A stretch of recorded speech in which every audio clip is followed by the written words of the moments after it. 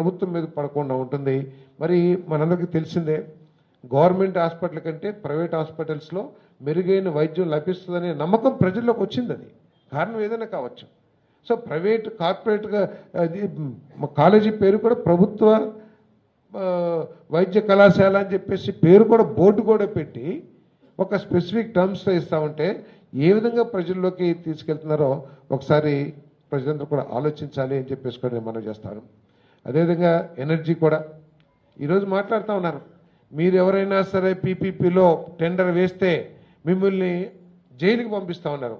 అసలు ప్రజాస్వామ్యంలో ఇటువంటి వాదనకి స్థానం ఉంటుందేమో, మీలాంటి మేధావులందరూ కూడా ఆలోచించాలని చెప్పేసి మనం చేస్తాం. మీరు గత 5 సంవత్సరాల్లో చేశారు, ఏం చేశారు? సోలార్ కంపెనీలు అన్నింటినీ కేవలం దురుద్దేశంతోనో లేకపోతే వ్యక్తిగత భావంతోనో మీరు రద్దు చేశారు. రద్దు చేస్తాం మూలంగా జరిగిన లాభం ఏమిటి? రాష్ట్రానికి లాభం ఒక్క పైసా లేదు, నష్టం 9,000 కోట్ల రూపాయలు పీపీఏ అగ్రిమెంట్ ప్రకారం ఆ సోలార్ కంపెనీస్కి చెల్లించాల్సిన బాధ్యత, బరువు ఈ రాష్ట్రం మీద పడింది. మీరు తీసుకున్న నిర్ణయం మూలంగా లాభం వచ్చిందా లేదా? సో సోలార్ 2.5 లేకపోతే 3 రూపాయలకు వచ్చే విద్యుత్తుని మీరు వదిలేసి కావాలని మీరు 14 రూపాయలకి, 10 రూపాయలకి, 13 రూపాయలకి ఓపెన్ యాక్సెస్లో మీరు పవర్ కొన్నారు. సో ఇటువంటి నిర్ణయాలు తీసుకుని మళ్ళీ అదేవిధంగా ఈరోజు పీపీపీలో ఎవరైనా టెండర్ వేస్తే మిమ్మల్ని జైల్లో పెడతామంటే అసలు ఈ రాష్ట్రాన్ని అసలు ఆ పార్టీకి వ్యక్తిగత స్వార్థ రాజకీయాలు ముఖ్యమా లేకపోతే ఆంధ్రప్రదేశ్ ముఖ్యమా అనేది ఒకసారి ప్రజలకు తెలియజేయాల్సిన అవసరం ఉందని చెప్పేసి భావిస్తామని. ఎందుకంటే ఈరోజు ఆ పార్టీ యొక్క లక్ష్యం ఒకటే, పెట్టుబడులు వస్తున్నాయి, దేశమంతా కూడా ఆంధ్రప్రదేశ్ వైపు చూస్తుంది. మరి నారా చంద్రబాబు నాయుడు గారు, నారా లోకేష్, మరి అదేవిధంగా మరి పవన్ కళ్యాణ్ గారి నాయకత్వం పట్ల ఏం జరుగుతుందని చూస్తుంది. దాన్ని అడ్డుకోవటానికి ఈరోజు వైసీపీ ప్రయత్నం చేయడం చాలా శోచనీయమని చెప్పేసి మనం చేస్తాను.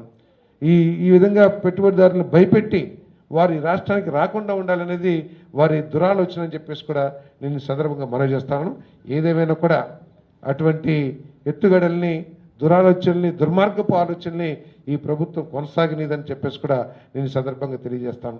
అదేవిధంగా ఎనర్జీ సెక్టర్ ఒకటి, ఈరోజు ముఖ్యమంత్రి గారి యొక్క లక్ష్యం, వారు నిర్దేశించిన లక్ష్యాలు ఏమిటంటే 5 సంవత్సరాలకి అంటే మళ్ళీ ఎన్నికలకు వచ్చే లోపు ₹1.20 తగ్గించాలి యూనిట్ కాస్ట్ కానీ లక్ష్యాన్ని నిర్దేశించాలని చెప్పేసి మనం చేస్తాను. ఈ ప్రభుత్వం వచ్చినప్పటికీ ₹5.19 ఉంటే ఇప్పటికీ కొన్ని లెక్కల ప్రకారం ₹4.90, ₹4.80 ఉంది. దాన్ని ₹4 కంటే తక్కువ తీసుకురావాలనేది ముఖ్యమంత్రి గారి ఆదేశాలని చెప్పేసి కూడా నేను ఈ సందర్భంగా మనం చేస్తాను. అంటే డెమోక్రటైజేషన్ ఆఫ్ పవర్ జనరేషన్. ఒకప్పుడు పవర్ జనరేషన్ అంటే పెద్ద పెద్ద సంస్థలు లేదా ప్రభుత్వం మాత్రమే చేయగలిగాయి. ఈరోజు ఏ పేదవాడైనా సరే thanks to government of India వారు తీసుకొస్తున్న అనేక కార్యక్రమాలని ఈ రాష్ట్రం అందిపుచ్చుకుని ఈ రాష్ట్రానికి మేలు చేయడానికి ప్రయత్నం చేస్తుందని చెప్పేసి మనం చేస్తాం. సూర్యగర్ కార్యక్రమం ద్వారా మరి ప్రతి ఎస్సీ, ఎస్టీ, బీసీ, మైనార్టీ అందరి ఇళ్లలో కూడా, ఓసీ ఇళ్లలో కూడా రూఫ్ టాప్ సోలార్ ప్లాంట్స్ని ఏర్పాటు చేయాలనే లక్ష్యంతో పనిచేస్తుంది. మరి ఎస్సీస్కి పూర్తిగా కేంద్ర ప్రభుత్వమే సబ్సిడీ ఇస్తున్న పరిస్థితుల్లో బీసీలకు కూడా మన రాష్ట్రం నుంచి మనం సబ్సిడీ ఇచ్చి వారు solar roof top solar plants పెట్టుకోవడానికి మనం దోహదపడాలి అనే లక్ష్యంతో బీసీలకు కూడా సోలార్ రూఫ్ టాప్ పెట్టుకోవడానికి 20% సబ్సిడీ ఇవ్వాలని ఆలోచన చేస్తారని చెప్పేసి కూడా ఈ సందర్భంగా మనం చేస్తాను. మరి ఎవరు ఎక్కడ పెట్టుకున్నా కూడా కొన్ని వేల మెగావాట్లు మరి ఈరోజు పెట్టుబడులు ప్రపోజల్స్ వచ్చినాయి. వాటన్నిటిని కూడా క్యాబినెట్లో మరి ఆమోదించడం కూడా జరిగిందని చెప్పేసి మనం చేస్తాను. మరి దాని ద్వారా రాబోయే 5 సంవత్సరాల్లో ప్రొడక్షన్ అంటే జనరేషన్ కాస్ట్ విపరీతంగా తగ్గిపోయి పేదవాడికి తక్కువ విద్యుత్కి కానివ్వండి, అదేవిధంగా పరిశ్రమలకి తక్కువ ధరకి విద్యుత్ లభించే పరిస్థితులు వస్తాయని చెప్పేసి అదే ఆ దూరదృష్టితో అంటే ఒక విజన్ కావాల్సిన ఏ ప్రభుత్వానికైనా ఉండాల్సిన అవసరం ఉంది. ఆ విజన్ ఈ ప్రభుత్వానికి ఉందని చెప్పేసి మనం చేస్తాను. మరి విజన్ 2047కి మరి ఏ విధంగా లక్ష్యాలని నిర్దేశిస్తూ ఇప్పటి నుంచే దాన్ని మానిటర్ చేస్తూ ప్రతి సంవత్సరం ఎంత జీడిపి వస్తుంది, జీడిపి గ్రోత్ రేట్ ఎంత ఉంది, వీటన్నిటిని కూడా మానిటర్ చేసుకుంటూ మరి ఈ ప్రభుత్వం యొక్క లక్ష్యం మరి 2047కి లక్ష్యాలు నిర్దేశించుకుంటూ ముందుకెళ్తున్న విషయం కూడా మీ దృష్టికి తీసుకొస్తాను.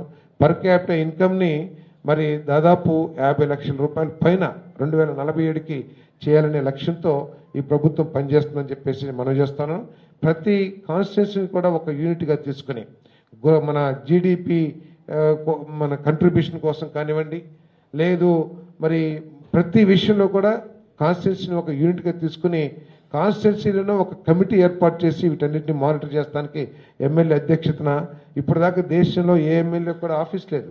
కానీ ఈరోజు మరి బాధ్యతల్ని డిశ్చార్జ్ చేయడం కోసం ఒక మంచి ఆఫీసు, సపోర్టెడ్ స్టాఫ్ పెట్టి జీడిపి ఏ విధంగా పెంచాలి ప్రతి నియోజకవర్గంలో, ఆయా నియోజకవర్గాల పరిస్థితిని బట్టి ఏమేమి అవకాశాలు ఉన్నాయి వాటిని స్టడీ చేసి వాటిని ఏ విధంగా ఇంప్రూవ్ చేయాలనే లక్ష్యంతో ఈ ప్రభుత్వం పనిచేస్తుందని చెప్పేసి మనం చేస్తాను.